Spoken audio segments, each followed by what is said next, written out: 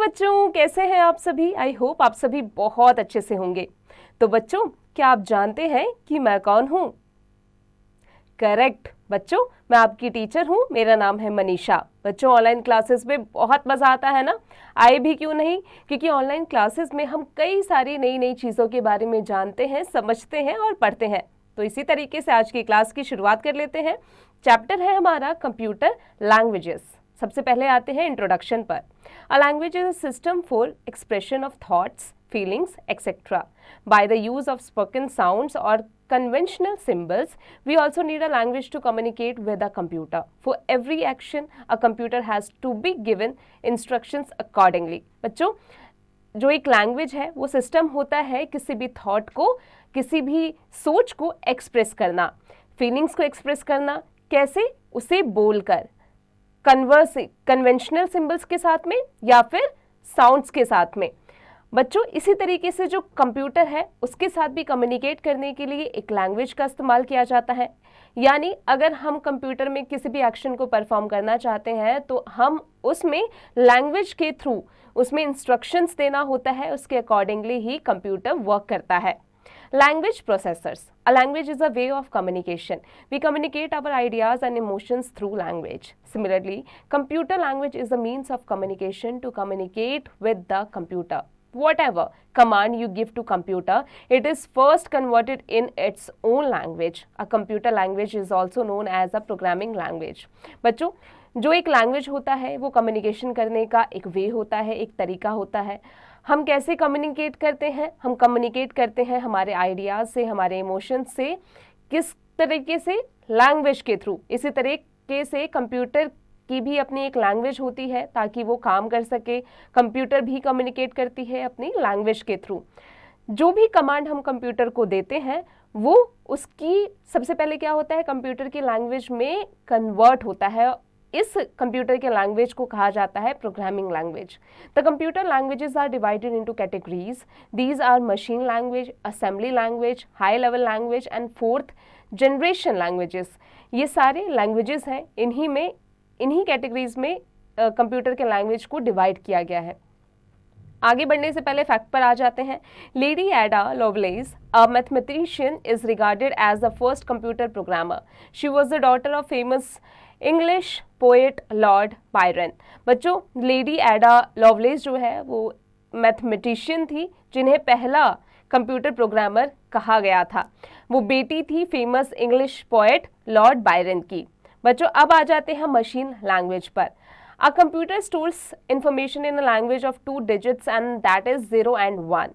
This is called binary language or machine language. The digit 0 represents the absence of a signal while the digit 1 represents of a signal.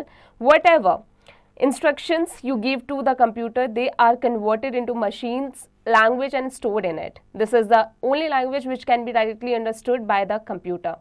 A machine language program written on one computer may or may not run on another computer. Machine language is also known as the low level language. बच्चों, computer जो है वो information को store करके रखता है किस language में? 2 डिजिट्स में, जो कि है 0 और 1। इसे बाइनरी लैंग्वेज और मशीन लैंग्वेज भी कहा जाता है। 0 जो डिजिट है वो रिप्रेजेंट करता है एब्सेंस ऑफ अ सिग्नल को, वहीं जो 1 डिजिट है रिप्रेजेंट्स करता है एक सिग्नल को। कोई भी इंस्ट्रक्शंस अगर आप कंप्यूटर को देते हैं तो वो कन्वर्ट होके उसके मशीन के लैंग्वेज में जाकर वो कंप्यूटर में स्टोर हो जाता है और यही जो लैंग्वेज है वो कंप्यूटर समझ पाता है और इसी तरीके से वो काम कर पाता है। और इसी मशीन के लैंग्वेज को लो लेवल लैंग्वेज भी कहा जाता है। Assembly language. An alternative language was developed in 1950 that was based on the English alphabet codes to represent different program instructions. बच्चों, एक alternative language develop किया गया था 1950 में, जो कि based था English alphabet कोड्स पर, जिसे रिप्रेजेंट किया गया था डिफरेंट प्रोग्राम इंस्ट्रक्शंस के साथ में। This language was called assembly language. इसी लैंग्वेज को असेंबली लैंग्वेज कहा जाता था। The abbreviated code used to represent various instructions are actually mnemonics like A for add, C for compare, MP for multiply, etc., which are easy to remember. Assembly language is also considered as low level languages because its codes are different for different kinds of machines. That's why the assembly language program is machine dependent program. A translator is needed to convert the assembly language program to machine code. This translator program is called assembler. बच्चों, जो एक assembly language है उसे low level language भी कहा जाता है, क्योंकि जो कोड्स होते हैं मशीन के वो डिफरेंट डिफरेंट काइंड्स के होते हैं, डिफरेंट डिफरेंट तरीके के होते हैं, इसीलिए जो असेंबली लैंग्वेज प्रोग्राम है वो मशीन डिपेंडेंट प्रोग्राम भी कहा जाता है उसे।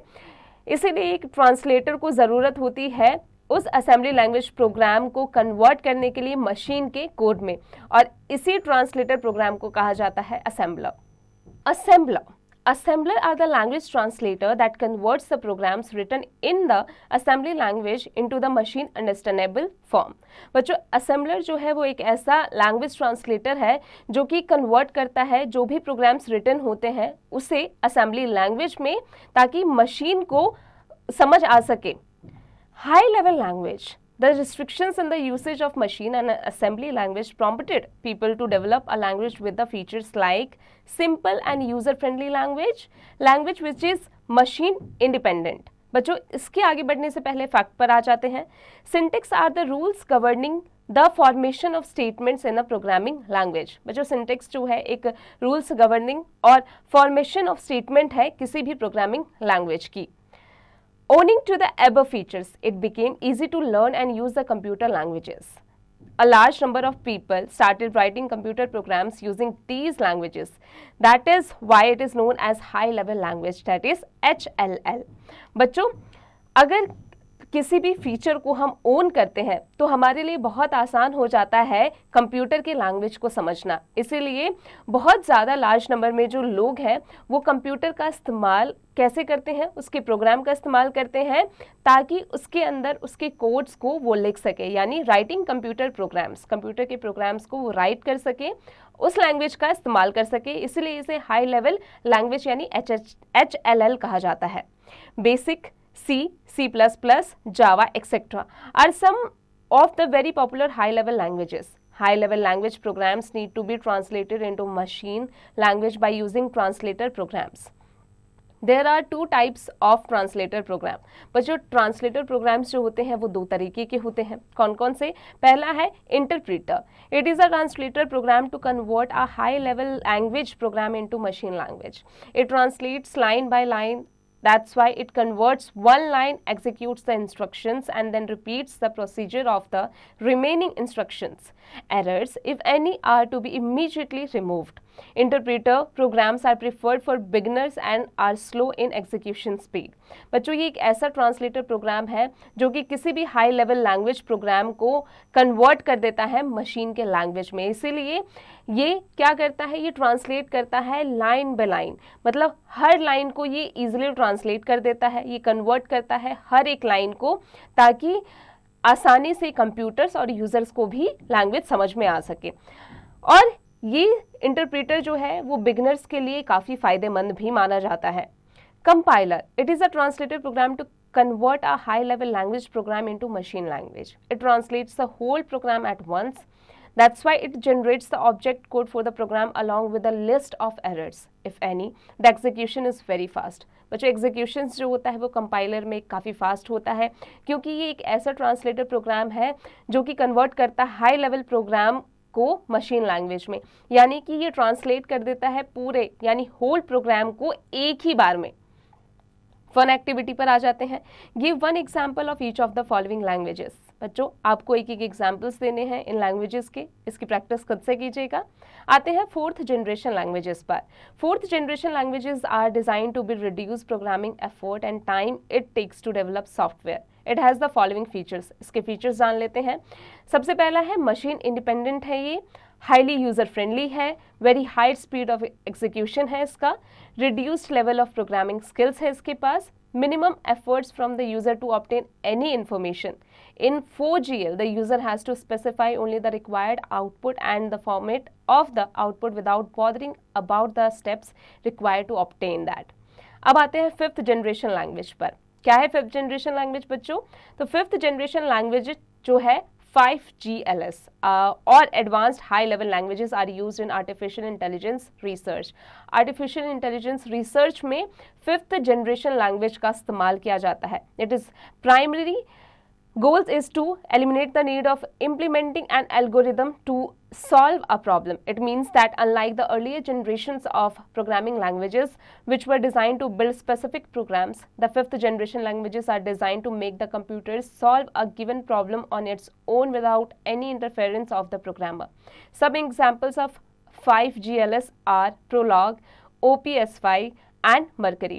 बच्चों previous generations जो थे उनमें users की भी मदद लगती थी कंप्यूटर को किसी भी एल्गोरिदम को सॉल्व करने के लिए, लेकिन जो फिफ्थ जनरेशन है उसमें कंप्यूटर को किसी की भी सहायता के बिना वो एल्गोरिदम या किसी भी प्रॉब्लम को आसानी से सॉल्व कर लेता है।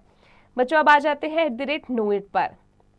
Computer language is also known as programming language. Machine language stores information in the form of 0 and 1.